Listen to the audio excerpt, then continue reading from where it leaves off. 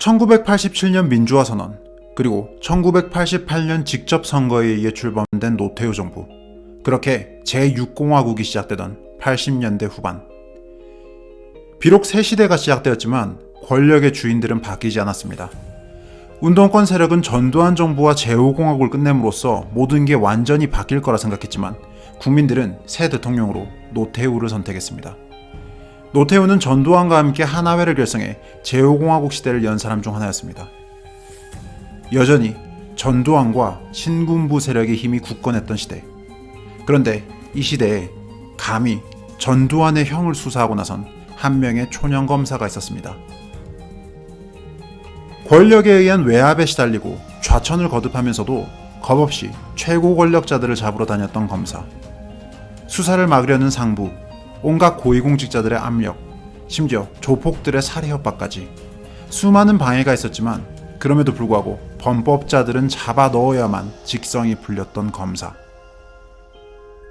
사람들은 그를 꼴통이라고 불렀습니다. 그 꼴통 검사의 이름은 홍준표. 드라마보다 더 드라마 같은 꼴통 검사 홍준표의 이야기를 지금 시작합니다.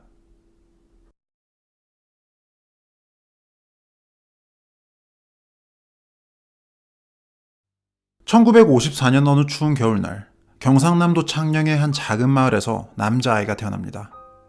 홍준표였습니다. 가난한 소장농의 집에서 태어난 홍준표의 삶은 힘겨웠습니다. 아버지는 국민학교도 나오지 못한 무학이었고 어머니는 문맹이었습니다. 아버지가 푸대접을 받는 모습, 어머니가 고리사채꾼에게 머리채를 잡히는 모습들을 보며 어린 홍준표의 가슴에는 불길이 끓어올랐습니다. 그는 학교에서 1등을 놓치지 않을 정도로 누구보다 열심히 공부했습니다. 어려운 집안 사정 때문에 여러 도시를 전전하는 바람에 초등학교 시절에만 6번의 전학을 다녔던 홍준표. 친구도 제대로 사귈 수 없는 환경 속에서 홍준표는 점심 도시락 대신 수돗물로 배를 채우며 공부를 합니다. 영양부실 때문에 최고는 왜소했지만 반드시 성공해서 가족들과 함께 가난에서 벗어나겠다는 그 누구보다 큰 야망을 가지고 있었던 홍준표. 홍준표는 가족들을 설득해 시골에서 벗어나 도시인 대구의 영남중학교로 진학합니다. 대구의 직물공장에 취직한 누나방에 얹혀 살며 숙식을 해결했던 홍준표는 잠을 줄여가며 공부해 1등을 놓치지 않습니다. 그는 그렇게 장학금을 받고 영남고등학교에 진학합니다. 고등학생 홍준표는 경북대 의대에 가기 위해 이과생이 됩니다. 의사가 되면 가족이 가난해서 벗어날 수 있었기 때문입니다. 하지만 돈이 또 문제가 됩니다. 국립대였기에 비교적 저렴한 편이었지만 집안 형편으로 도저히 감당할 수 있는 수준이 아니었습니다. 결국 홍준표는 의사의 꿈을 포기합니다. 대신 학비와 생활비가 일절 들지 않는 육군사관학교에 진학해 군인이 되기로 마음을 먹습니다. 그는 육사시험에 어렵지 않게 합격합니다. 그러던 어느 날 홍준표의 꿈을 바꾸는 일이 벌어집니다. 아버지가 누명을 쓰는 일이 벌어진 겁니다. 대구 토박이도 아니고 교육 수준도 낮은 아버지는 시장통에서 해코지를 당하기 일쑤했습니다. 그런데 어느 날 한 사기꾼에 의해 누명을 쓰게 된 겁니다. 아버지는 경찰에 붙잡혀 이틀간 모진 고생을 합니다. 경찰은 알량한 권력을 휘두르며 아버지를 괴롭혔고 아버지는 아무 죄가 없었지만 그저 고개를 숙일 수밖에 없었습니다. 경찰의 부당함에 맞설 힘이 없었기 때문입니다. 홍준표는 분노했습니다. 그는 물었습니다. 경찰보다 더 높은 직업이 뭡니까? 검사라고들 했습니다. 검사를 하면 경찰을 잡을 수 있다는 겁니다. 그래서 홍준표는 가족들에게 말합니다. 나 육사 안 간다. 검사해야겠다. 아버지, 어머니처럼 힘없는 사람들을 위해 권력자들의 잘못을 잡는 검사가 되겠다는 다짐이었습니다. 홍준표는 그날 선생님에게 가서 고려대 법대에 원서를 써달라고 합니다. 선생님은 영남고에서 고려대 법대를 간 일이 없다면서 육사를 가라고 그 꿈 알렸지만 홍준표는 단호했습니다. 결국 입학 원서를 받아냈고 이과생 홍준표는 불과 한 달여간 문과 공부를 해서 대학 시험에 합격합니다. 합격을 하고 나니 다시 또 돈이 문제였습니다. 하지만 검사가 되고 싶다는 홍준표의 마음은 절실했습니다. 그는 이웃집에서 일을 하고 돈을 빌리는 등 가진 수단을 동원해 등록금을 마련해 무작정 상경합니다. 그렇게 우여곡절 끝에 고려대 법대 행정학과에 진학한 홍준표는 캠퍼스 생활을 즐길 여유도 없이 공부 시간을 제외하면 내내 과외 아르바이트만 하며 학비와 생활비를 충당합니다. 홍준표가 대학교 2학년이 되었을 때 또 한 번의 아픔이 찾아옵니다. 당시 아버지는 울산의 조선소에서 일당 800원을 받으며 자벽부로 일했습니다. 칼바람이 부는 바닷가 모래밭, 목욕탕에 나 있는 플라스틱 샤워 의자에 앉아서 불을 쬐며 일하는 아버지의 모습, 회사에서는 추운 바닷바람을 맞으며 노동을 한 아버지에게 술이라도 마시고 버티라며 막소주를 줬습니다. 아버지는 결국 노동과 음주로 몸이 상해 10개월 만에 간암으로 돌아가셨습니다. 일평생 가난과 싸우며 자신을 키웠던 아버지가 결국 가난으로 돌아가신 겁니다. 당시 홍준표는 고생하는 아버지와 어머니의 모습을 보며 불공평한 세상을 바꿔보자는 생각을 하고 있었습니다. 공부와 아르바이트에 쫓기면서도 당시 학생 운동권 활동에 약간 관심을 가졌던 이유이기도 합니다. 하지만 아버지의 마지막 유언은 공부를 열심히 하라는 말이었습니다. 그렇게 홍준표는 절에 들어가 고시 공부를 시작합니다. 세상을 바꾸는 건 시위가 아니라 공부라는 걸 깨달았기 때문입니다. 공부를 해서 성공해야 가난에서 벗어나고 가족을 구원하고 세상을 바꿀 수 있었습니다. 그리고 홍준표는 오랜 고시 생활 끝에 마침내 1982년 제24회 사법시험에 합격해 검사가 됩니다.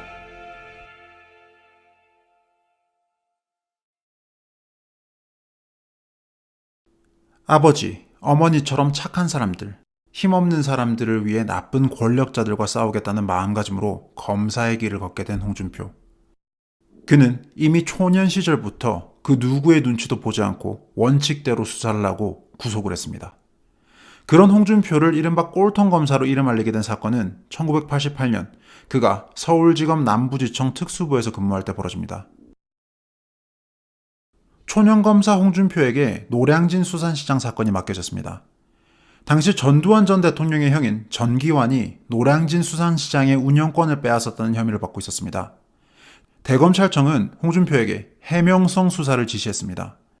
전두환과 그 측근들의 힘은 노태우 정권에서도 여전했고 정권은 이 사건을 적당히 덮는 걸 원했던 겁니다. 그런데 하필이면 이 사건을 맡게 된 게 꼴통 홍준표였던 겁니다. 홍준표는 착실히 수사를 하며 어마어마한 크기의 비리를 포착합니다. 전기환이 운영권을 빼앗는 일에 청와대, 서울시, 국세청, 감사원, 치안본부 등 온갖 권력기관들이 개입한 겁니다. 힘없는 사람들로부터 운영권을 빼앗은 권력자, 그리고 그런 권력자를 도운 기관들. 홍준표는 곧바로 고위급 인사들을 상대로 수사를 벌입니다. 하지만 힘도 배경도 없는 초년검사가 할 수 있는 건 많지 않았습니다. 상부는 갖가지 방법을 통해 수사를 방해하고 막았습니다. 핵심 피의자로서 힘들게 소환시킨 서울시 고위공무원에 대한 조사를 중단시키고 귀가시키기까지 합니다. 득위만만하게 조사실을 빠져나가는 고위공무원을 보며 홍준표는 풀이 죽습니다. 그렇게 힘들게 검사가 되었는데 배경이 없으니 할 수 있는 게 없구나. 그렇게 수사를 포기하기 직전 홍준표는 스스로에게 되묻습니다. 권력자들도 어찌할 수 없는 가장 큰 배경이 뭘까? 홍준표는 그대로 사무실 밖으로 나가 동아일보 기자를 만납니다. 그리고 기자와 함께 자신의 집으로 가서 새벽까지 술을 마시며 자세한 수사 내용을 알려줍니다. 다음 날 신문에는 노량진 수산시장 사건이 대서특필됩니다. 여론이 들끓자 검찰 수뇌부는 어쩔 수 없이 수사 재개를 허락합니다. 권력자들도 어찌할 수 없는 가장 큰 배경, 바로 국민 여론이었던 겁니다. 홍준표는 기세를 몰아 수사를 밀어붙였고 마침내 전기환까지 구속시킵니다. 그렇게 덮어질 뻔했던 사건이 마무리되고 노량진 수산시장은 다시 상인들의 손에 돌아갑니다. 하지만 꼴통 홍준표는 검찰 내부에서 통제할 수 없는 검사로 낙인 찍혀 특수부 부임 4개월 만에 좌천됩니다. 얼마 지나지 않아 홍준표는 다시 좌천되어 서울을 떠나 광주로 가게 됩니다. 하지만 홍준표는 굴하지 않고 곧바로 폭력 조직 소탕을 위해 힘씁니다. 당시 전국적으로 위세를 떨치던 광주 국제 PJ파. 경찰들도 함부로 손대지 못했던 조직폭력배들이 이제는 경찰관을 폭행하기에 이릅니다. 홍준표는 이때부터 국제 PJ파 수사를 총지휘해 조직을 하나하나 공중분해시키기 시작합니다. 물론 홍준표에게는 어마어마한 외압과 위협이 가해졌습니다. 국제 PJ파는 지역구 국회의원, 고위공직자, 검찰, 경찰은 물론 일본 야쿠자까지 연대하고 있는 초거대 범죄 조직이었습니다. 조직의 두목을 수사하고 있는데 삐삐가 울려서 그 번호로 전화를 하자 경찰청 고위 간부가 연결되어 당장 그 사람을 풀어주라며 난리를 친 일도 있었습니다. 석궁으로 소리 소문 없이 쏴주이겠다는 협박 전화를 받는 일도 있었습니다. 하지만 홍준표는 물러서지 않고 국제 피제이파 일당을 감옥에 집어넣습니다. 노태우 정권이 선포했던 범죄와의 전쟁. 이 시기 조폭들과의 전쟁 최전선에서 전국에 걸친 국내의 범죄 조직들을 소탕했던 게 바로 홍준표였습니다. 홍준표는 이 시절부터 술을 피하게 됩니다. 특히 호스티스가 나오는 술집은 아예 금기시했습니다. 검사가 술집에서 무절제한 상태로 술을 마시게 되면 건달들에게 약점이 잡힐 수 있기 때문입니다.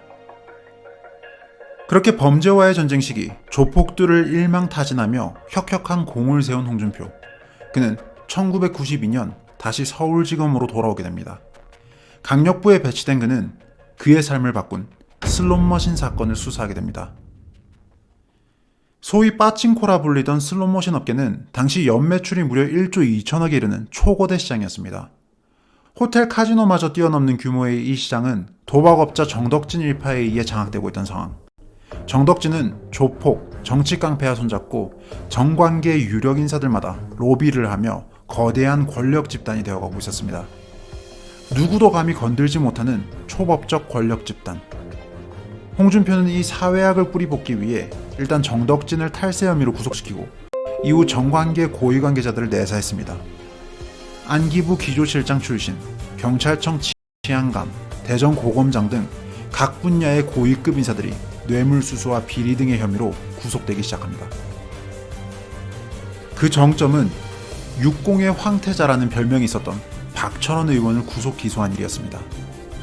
자유민주연합 부총재와 3선 국회의원을 한 박철원은 노태우를 대통령으로 당선시킨 제1공신으로 노태우 정권에서 정책보좌관을 맡은 최고의 실세였습니다.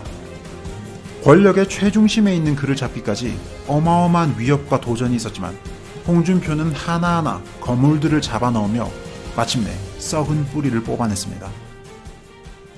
온 나라를 떠들썩하게 만든 이 사건은 훗날 평균 시청률 50.8%의 인기 드라마 모래시계의 소재가 됩니다. 모래시계의 주인공은 시골의 가난한 집에서 태어나 정의감 넘치는 검사가 된 캐릭터인데요. 홍준표를 모티브로 만들어졌습니다. 제작사 측은 슬롯머신 사건과 관련해 홍준표에게 자문을 구했고 이를 토대로 드라마를 기획했습니다. 이렇듯 슬롯머신 사건은 홍준표라는 인물을 국민적 영웅으로 만들어줬지만 권력을 거스른 그 대가는 너무나 컸습니다. 홍준표는 그대로 좌천과 좌천을 거듭합니다. 결국 그는 검찰 옷을 벗고 변호사가 됩니다. 그렇게 검찰을 떠나자 위기가 찾아옵니다. 조폭들이 문제였습니다. 홍준표에 의해 조직이 붕괴된 깡패들이 검사를 그만둔 홍준표와 그 가족들을 위협하기 시작한 겁니다. 홍준표에게 선택지는 하나밖에 없었습니다. 정치였습니다. 이미 좌우를 막론하고 모래시계 검사 홍준표를 영입하기 위해 러브콜을 보냈던 상황. 고민 끝에 홍준표는 신한국당에 입당합니다. 이를 두고 홍준표는 이렇게 말했습니다. 국가와 민족을 위해서가 아니라 내 가족 보호를 위해서 정치판에 들어오게 됐습니다. 그렇게 모래시계 검사 홍준표의 새로운 인생이 시작됩니다. 검사 시절만큼이나, 아니 그 이상으로 파란만장한 정치인 홍준표의 삶. 이 이야기는 아직 현재 진행형입니다.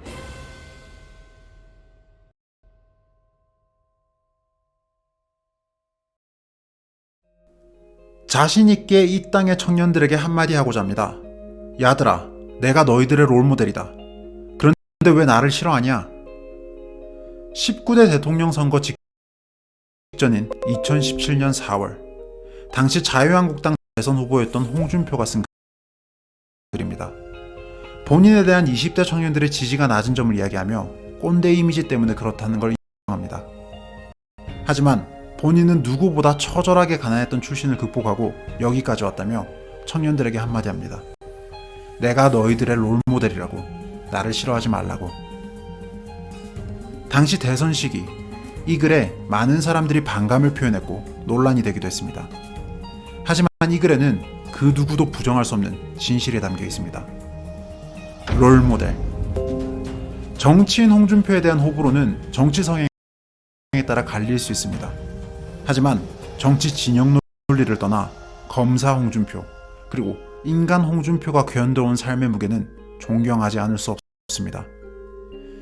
세상 가장 낮은 곳에서 출발해 세상 가장 높은 곳을 향해 끊임없이 인내하며 달려온 삶. 홍준표의 삶은 그 자체로 모든 이들에게 용기를 주고 또 희망을 주는 인간 승리의 신화입니다. 드라마 주인공보다 더 드라마 같은 삶을 살아온, 아니 살아가고 있는 홍준표. 롤모델.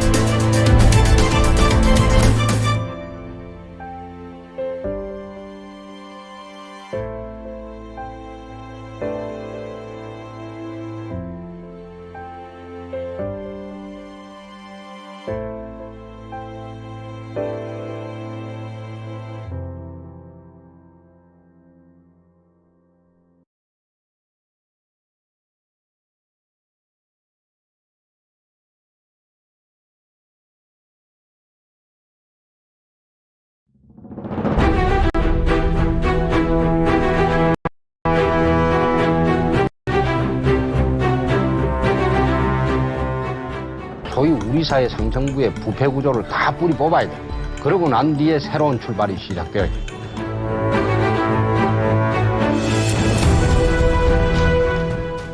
모래시계 검사 홍준표의 국가대개혁, 대한민국을 세탁기에 한번 넣고 확 한번 돌리고 1년만 돌리고 정권을 시작하겠습니다.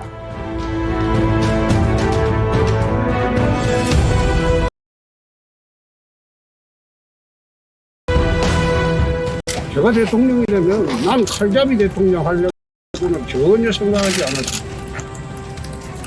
정치 보복 안 한다고 했고 모복 정치도 안 한다고. 근데 이 사건만큼은 제가 대통령이 되면 여야 가리지 않겠습니다.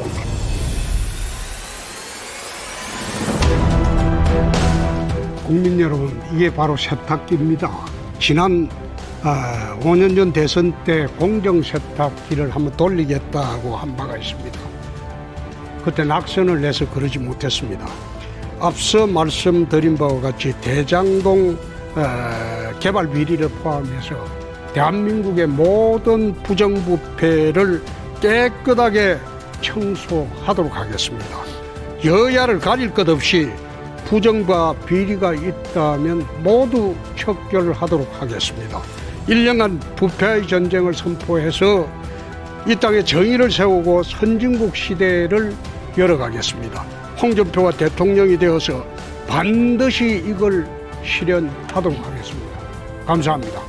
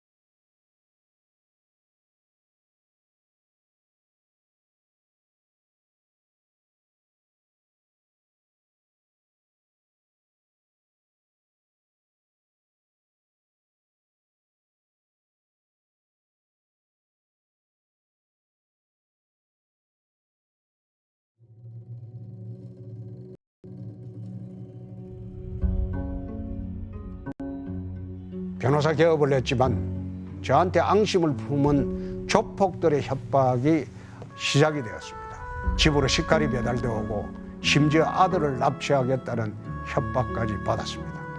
제 가족을 지킬 자신이 없었습니다.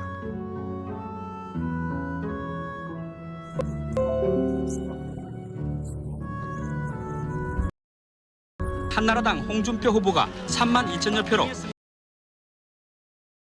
2만 8천여 예상과 달리 세 지역 모두 한나라당 후보가 이 나라 비전을 다시 세우고 국가를 개조하는 데 내려가겠습니다. 왜 국가보안법을 북한만을 염두에 둔 법으로 생각하느냐 이거예요. 국가를 보안하는 법입니다. 한국 사회를 이끌어 놓은 보수 집단은 끊임없이 자기 개혁하고 자기 혁신하는 그런 보수의 자기 반성이 있어야 합니다. 존경하는 국민 여러분, 사랑하는 당원들 여러분, 대한민국 촛불이 되어 대한민국의 어두운 곳을 밝히는 서민 대통령이 꼭 되도록 하겠습니다. 집권 여당의 18대 국회 첫 원내 사령탑에 사선의 홍준표 의원이 만장일치로 추대됐습니다. 우리 한나라당은 참보수 정당으로 거듭나야 됩니다. 한미 FTA는 더 이상 늦출 수 없다는 것을 다시 한번 말씀드립니다. 존경하는 국민 여러분, 사랑하는 당원 동지 여러분, 한나라당에서 유일하게 혁신에 성공한 현재의 당원을 만들면서 개혁과 쇄신에도 앞장을 서왔습니다. 오늘은 눈물이 핑 돌도록 우리 당원 동지 여러분과 경남도민 여러분께 감사를 드립니다. 모두 한 마음이 돼서 힘있는 경남, 정의로운 경남, 서민을 생각하는 경남, 그리고 깨끗한 경남을 만들도록 홍준표가 노력하는 것을 더럽게 합니다. 박근혜 대통령의 지지율이 4%까지 떨어졌습니다. 새누리당 지지율도 창당 이후 가장 낮은 12%를 기록해서 처음으로 3위로 주저앉았습니다. 존경하는 국민 여러분, 당원 동지 여러분, 탄핵의 혼란 속에서 오늘 대통령 후보를 선출을 했습니다. 국민들과 우리 자유한국당의 든든하고 튼튼한 담벼락 대통령이 되도록 하겠습니다. 홍준표가 후보가 됐는데 이 당에 무슨 개파가 있습니까? 이제 개파 없습니다. 모두 개파 없이 이렇게 당이 하나가 돼요. 이제 우리 숨지 맙시다. 부끄러워하지도 맙시다. 이젠 이 나라를 선진 강국으로 만들어갈 세력이 자유한국당. 이 당이 이 나라의 중심입니다. 이 당이 이 나라의 대표고 이 나라의 중심입니다. 대한민국의 젊은이들, 서민들이 꿈을 꾸고 마음대로 자기 뜻을 펼칠 수 있는 꿈이 있는 대통령이 되도록 하겠습니다. 어릴 때부터 지금까지 제가 나이가 60이 넘어서까지 내 인생의 멘토는 매운맛입니다. 내 인생의 마지막 꿈이 내 대통령이 돼서 매운맛처럼 착한 사람 한번 잘 살게 해줘보자. 그게 내 마지막 꿈이었어.